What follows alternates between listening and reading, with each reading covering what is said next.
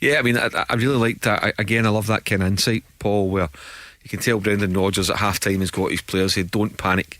This might be a game that we might need to win in the last 15 minutes or whatever it may be. And it shows you, the detail and the studying that goes into it. Paul, I remember an international manager playing against the Faroe Islands, and his team talk was the Faroe Islands have lost 9 out of their last 10 games, and 8 of their 9 defeats have come from goals conceded in the last 10 minutes. Yeah. So this game might come down to the last 10 minutes. Don't panic, don't get stressed, don't get anxious. So it's all wee bits of detail that go into it, and that's clearly been his message to his players. Don't panic, we've got changes we can make in the bench, we'll tire them out. Dundee were dogged, they were determined. Tony Docherty's doing well there, he's getting everything out of his players. But what you need when you're playing in front of 60,000 at Celtic fans is the fans to be aware of that.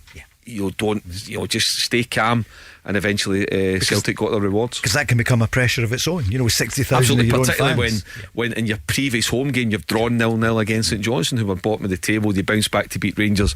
So there's a message here. You can't go out all the time and win 3-4-5. We're probably used to last season under Ange, so it's a bit different.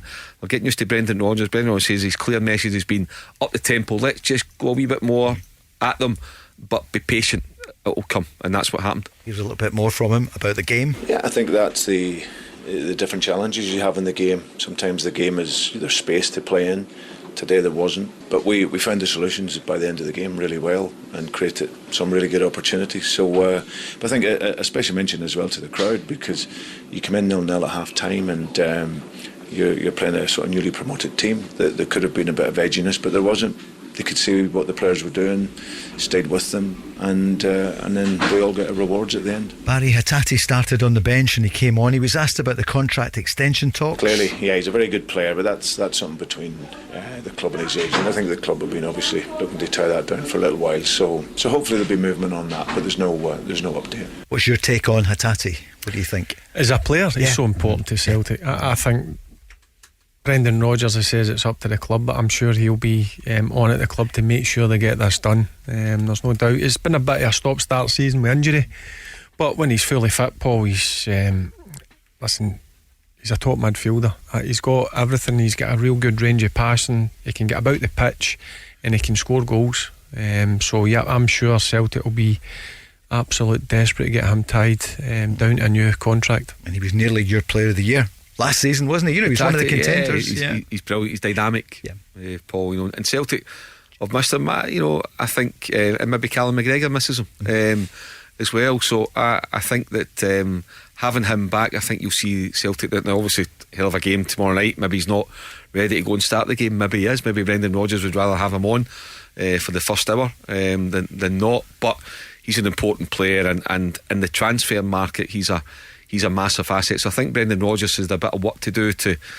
I'm not saying the guy's not been on side with Brendan Rodgers, but just to because he's always liked hand. So it's just getting him to buy into a new manager, a new way about it. There certainly was opportunities.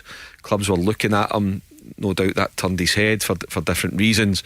But he's now focused on Celtic, and if you could just get him secured in that new contract, it just takes any week of nagging doubts away. Certainly for this season. That's not to say he could still be sold in the summer, but certainly for the remainder of this season he's focused and he's on it. And Barry's got a chance. The Champions League, it doesn't get any bigger than that for him to play and show what he's got. Look, if you want to play at the highest level, it's a perfect place to go and showcase your talents. I agree with Matt. I don't think he's ready yet. I don't think you'll see him start, but listen, there's enough games for him to go and show his qualities, and he certainly showed that domestically. There's no doubt about it, Paul. He's one player that we spoke about a number of times, and he's one player that I think could go down and play in the Premier League, no problem at all.